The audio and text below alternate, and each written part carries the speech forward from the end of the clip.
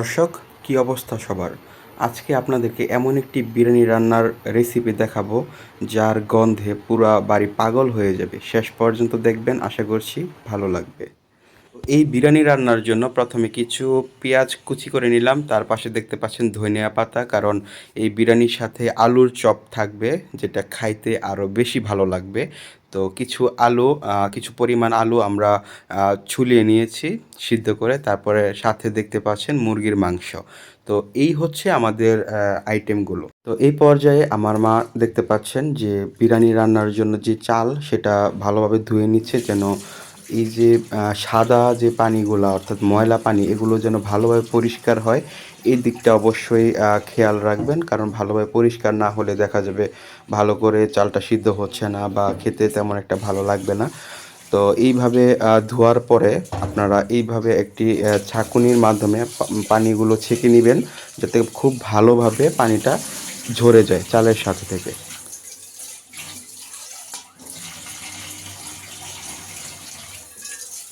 ভিডিওর এই পর্যায়ে আমরা প্রথমে যে পেঁয়াজ কুচি, তারপর ধনিয়া পাতা এগুলো রেখেছিলাম, এগুলোর সাথে মাংস এবং তার সাথে হলুদ গুঁড়া, মরিচ গুঁড়া, আদা গুঁড়া, ধনিয়া গুঁড়া এবং লবণ এবং বিভিন্ন ধরনের মশলা আপনারা দেখতে পাচ্ছেন এখানে কিন্তু মেশানো হচ্ছে।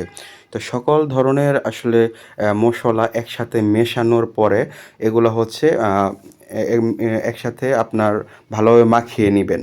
ঠিক আছে? তো আমরা ভালোভাবে মাখিয়ে নিচ্ছি।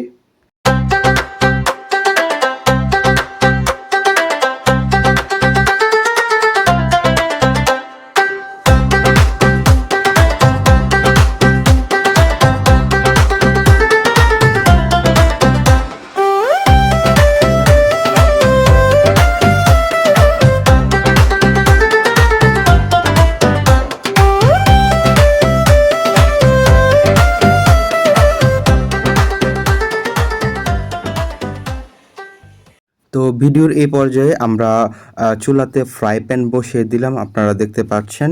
তো ফ্রাই প্যান বসানোর পর আমরা এই যে যেই মশলাগুলো আমরা দিয়েছিলাম মুরগির মাংসতে, এগুলা এখন একসাথে এগুলা মিক্স করব, ভালোভাবে মিক্স করে নিব যেন মাংসের প্রতিটা জায়গায় মশলাগুলা ভালোভাবে লাগে, হলুদ মরিচগুলো যেন ভালোভাবে লাগে, কোনো জায়গায় যেন বাদ না পড়ে। খুব ভালোভাবে মেশাবো।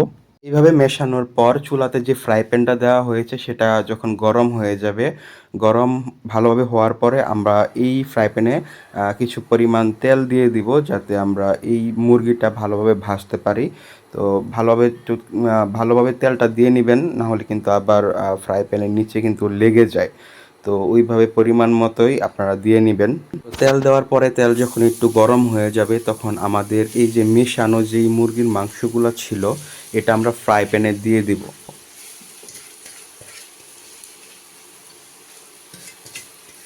তো আমরা এখন হচ্ছে এই মুরগির মাংসটা ভালোভাবে ভেজে নিব। ভাজার উদ্দেশ্যে কিন্তু এইভাবে আসলে তেলে দেওয়া। তো ভালোভাবে ভেজে নিব এবং আমরা একটু পরে পরে আমরা দেখব যে আসলে মাংসগুলো ঠিকভাবে ভাজা হচ্ছে কিনা বা পোড়া লেগে যাচ্ছে কিনা, এগুলো কিন্তু আমাদের খেয়াল রাখতে হবে, নইলে কিন্তু খাবারটা একটুও ভালো লাগবে না। একটু পর পর আমরা নেড়ে দিব।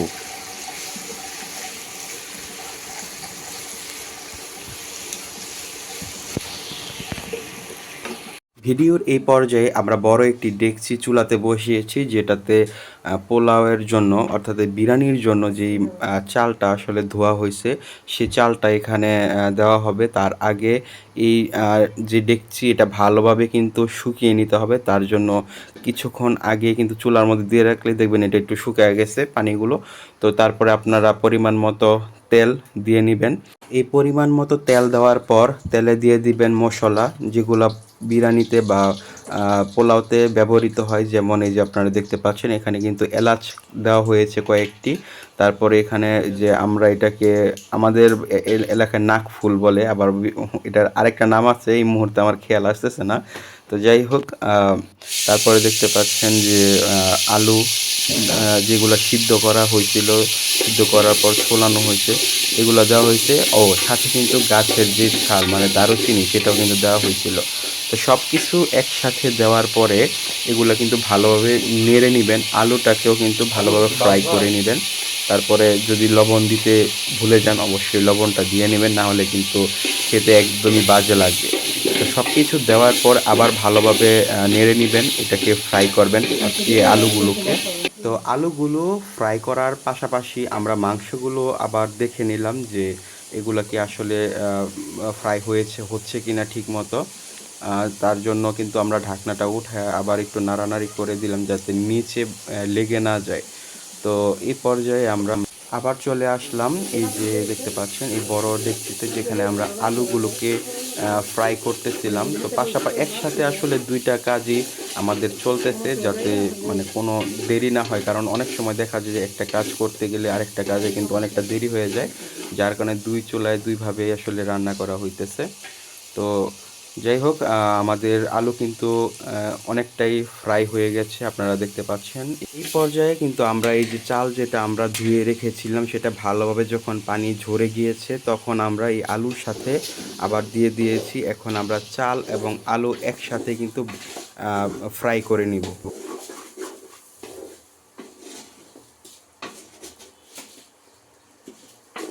এই পর্যায়ে আমরা পরিমাণ মতো পানি নিয়ে নিব, যেটা আমরা বড় গ্লাস বা এমন পট জাতীয় কিছু একটা দিয়ে কিন্তু আমরা পরিমাণ মতো নিতে পারি। তো এই পানিটা আমরা গরম করে নিব ভালোভাবে। তো গরম করার জন্য আপনারা দেখতে পাচ্ছেন আমরা কিন্তু আবার চুলা জ্বালাচ্ছি, পানি বসিয়ে দিয়েছি যাতে এটা গরম হয়। এবং আমাদের যেই আসলে মাংসটা ছিল আমরা যেটা এতক্ষণ ধরে ফ্রাই করতেছিলাম সেটা আমরা চালের সাথে মিশিয়ে দিব, যেটা এতক্ষণ ধরে আমরা আলু এবং চালের মিশ্রণ ছিল সেটার সাথে আমরা এই মাংসটাও মিশিয়ে দিব এবং ভালোভাবে নেড়ে নিব যেন আলু চাল মাংস সব একসাথে যেন আসলে ভালোভাবে মিশে যায়।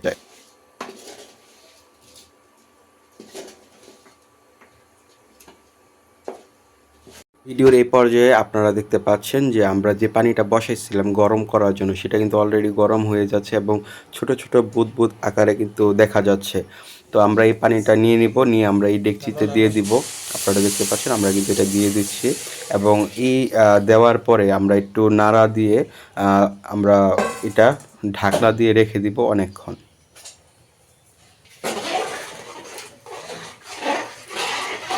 তো ভিডিওর এই পর্যায়ে আপনারা দেখতে পাচ্ছেন আমাদের এখানে কিন্তু এটাকে সেয়াট গাইল বলে। তো আপনাদের এখানে কি বলে এটা জানি না, অবশ্যই কমেন্ট করে জানাবেন। এটা কিন্তু কাঠের তৈরি।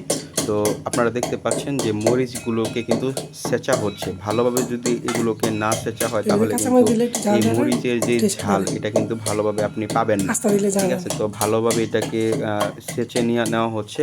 তো আপনারা দেখতে থাকুন।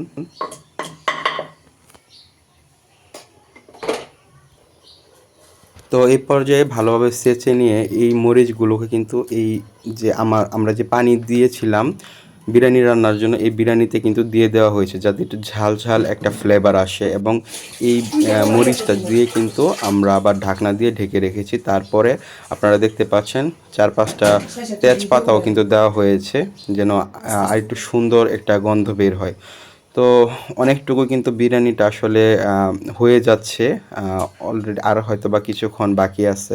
তো এই পর্যায়ে আমরা আবার ফ্রাই প্যানটি চুলাতে বসিয়েছি। এখন আমরা আরও কিছু তেল দিব। আমরা কিন্তু আরও পেঁয়াজ কুচি করে রেখেছিলাম কিছু, সেটাই আসলে এখানে ভাজা হবে। তো এখন হচ্ছে আমরা এই যে পেঁয়াজ কুচি ছিল এই পেঁয়াজ কুচিগুলো আমরা এখানে দিয়ে দিচ্ছি তেলে, ভালোভাবে ভেজে নিব যেন এটা মানে একটু বাদামি কালার হয়, যেন এটা আমরা বিরিয়ানিতে দিতে পারি। আসলে বিরিয়ানির উপরে যে বেরেস্তাটা থাকে সেটাই আসলে এখানে তৈরি করা হচ্ছে। তো এরই ফাঁকে আমরা বিরিয়ানিতে আরেকটু ঘি দিয়ে নিচ্ছি যেন এটার স্বাদটা আরেকটু বৃদ্ধি পায়। আসলে ঘি থাকলে কিন্তু সব খাবারই ভালো লাগে, এটা আমরা সবাই জানি।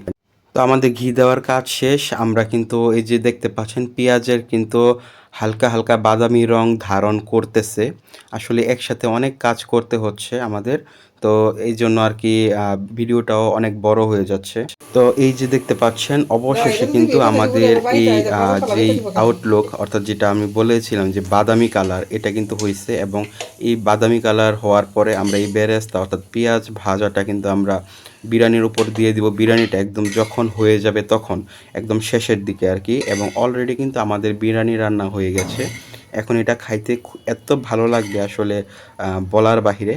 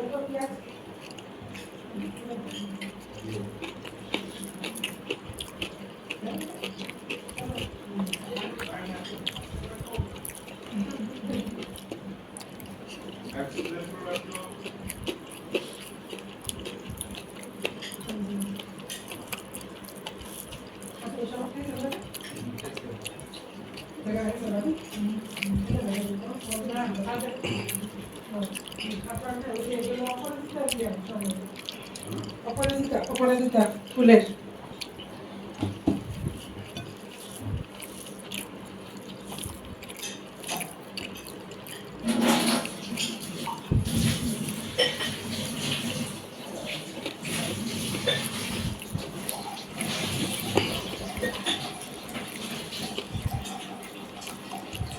কালা চুলটা কোনো কেন জানা রে ভাই একটু